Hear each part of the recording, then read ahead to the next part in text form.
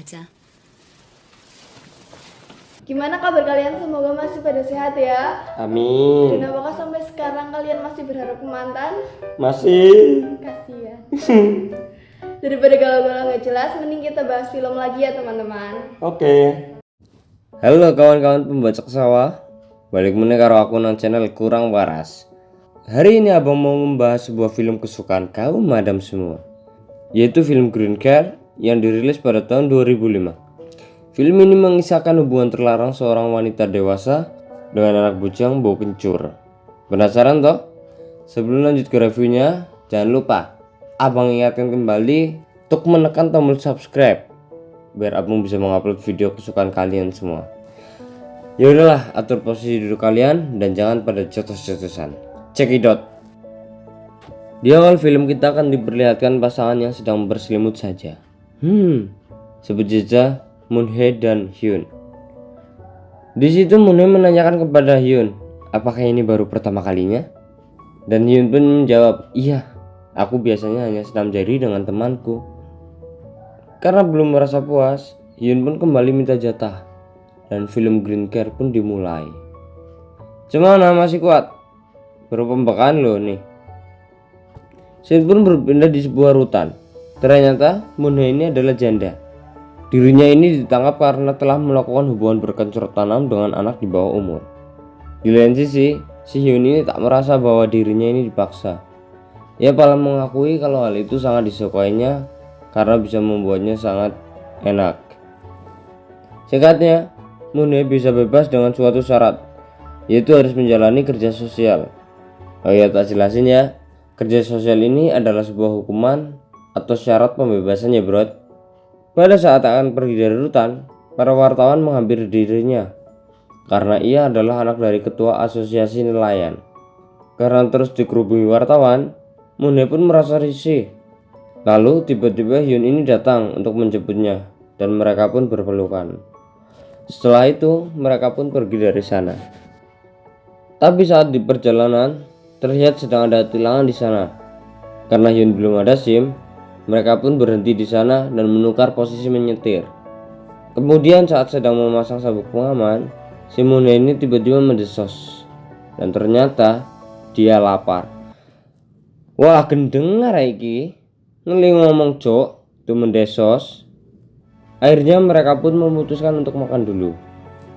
Sebelum makan, Hyun ini memberi pakaian kepada Moon-hye supaya tak dekil. Singkatnya, sampailah mereka berdua di tempat makan. Pada saat itu juga, karena merasa tak bertemu setelah sekian lama, dalam kurung sange, mereka pun lalu berciuman di tempat itu. Tanpa sepengetahuan mereka, ada seorang yang sedang mengintainya. Pria tersebut ternyata merupakan seorang jurnalis. Singkatnya, si jurnalis ini merayu mereka berdua untuk diliput kisah cintanya, di mana cerita tersebut nantinya akan dijadikan sebuah novel atau bisa juga film Kakek Sugiono. Hyun yang sudah merasa kesal langsung saja menggaplok jurnalis itu dan lalu mengikatnya. Mereka pun lalu bergegas masuk ke dalam mobil dan meninggalkan jurnalis itu. Saat di dalam mobil, tingkat ketahanan imunitas Moon-hye sudah mencapai batasnya. Karena sudah seperti ini, mereka pun memutuskan untuk melipir ke hotel. Dan adegan pembajakan sawah pun dimulai dengan sangat puasnya. Singkatnya, setelah selesai bermutalan, mereka tiba-tiba sedikit cekcok. Sebab Moon-hye ini menganggap jika Hyun ini adalah playboy yang juga tingkahnya masih labil. Setelah di parkiran, mereka ini masih saja bertengkar. Akhirnya karena merasa hal itu tak benar, Moon-hye pun meninggalkan Hyun sendirian. Setelah Moon-hye ini sampai rumahnya, ia disambut hangat oleh temannya yang bernama Jin. Nah, si Jin ini ternyata seorang jenis juga ya. Jadi mereka ini tinggal bersama dalam satu rumah. Walaupun Moon-hye dan Hyun sedang marahan, Moon ini tetap mengabari Hyun untuk menyampaikan bahwa ia sudah sampai di rumah. Namun tiba-tiba saja ia dikejutkan oleh Hyun yang sudah berada di belakangnya. Di sini Hyun menjelaskan bahwa dirinya ini bukanlah playboy, dan ia mengatakan sangat mencintai Moon-hye dengan setulus hati. Asu modus cuk, bener itu jatah iki.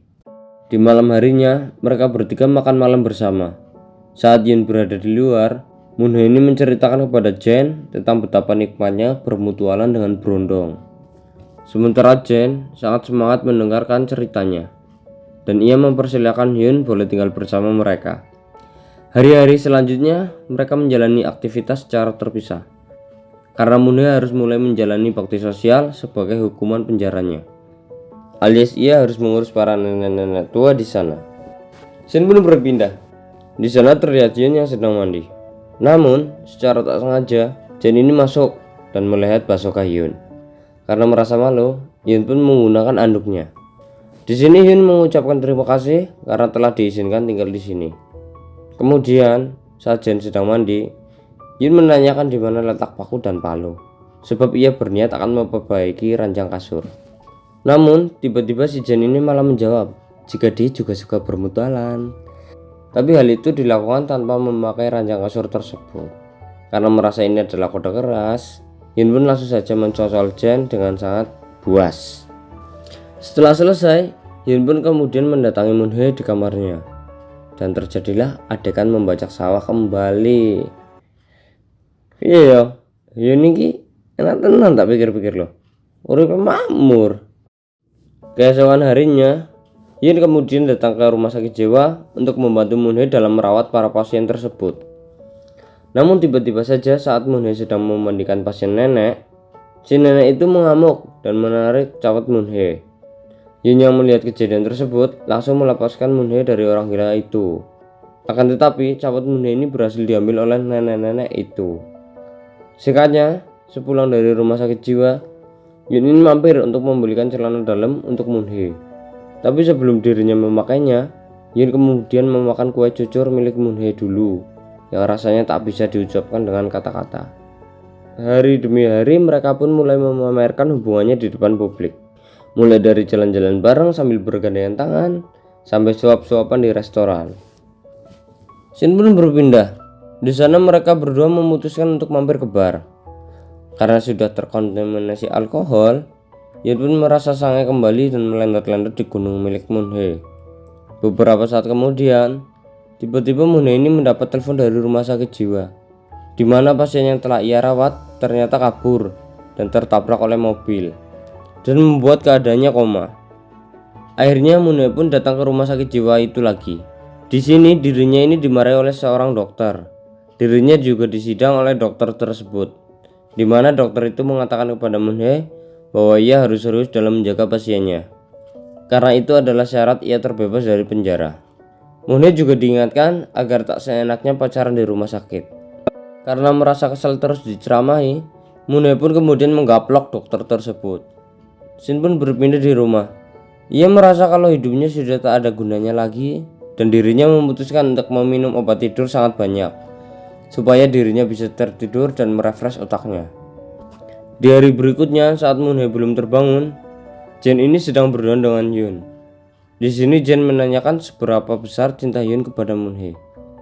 Abang nggak tahu nih, di sini kenapa obrolan mereka tiba-tiba berakhir dengan membajak sawah. Sebenarnya nggak masuk akal loh. Sementara itu, Moonhye ini tiba-tiba terbangun dari tidurnya karena mendengar suara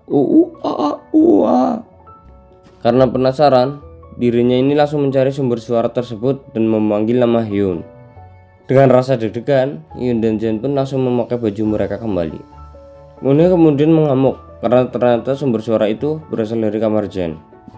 Singkatnya, Jen yang merasa bersalah kemudian menghampiri Moonhye untuk mengelabuinya, di mana ia mengatakan kalau suara yang Moonhye dengar adalah halusinasinya saja.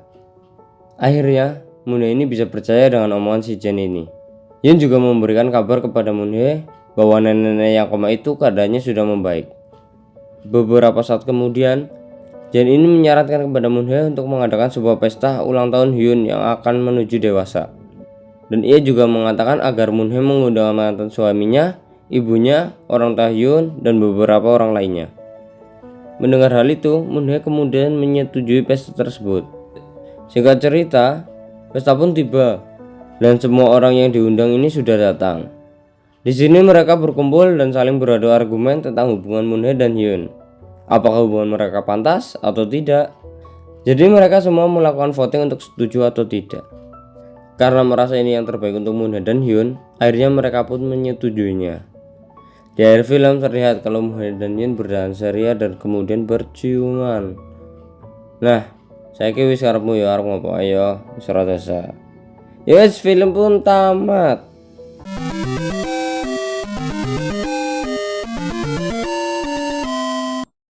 Pesan moral dari film ini gak ada sama sekali. Ada sih. Jadi cinta itu tidak memandang umur, dan perjuangkan cinta kalian jika kalian ingin mendapatkannya. Klasik rek. Yoi sama no sih dongeng sekolah bang. Kalau ada requestan film bisa tulis di kolom komentar. Dan see you, bye bye.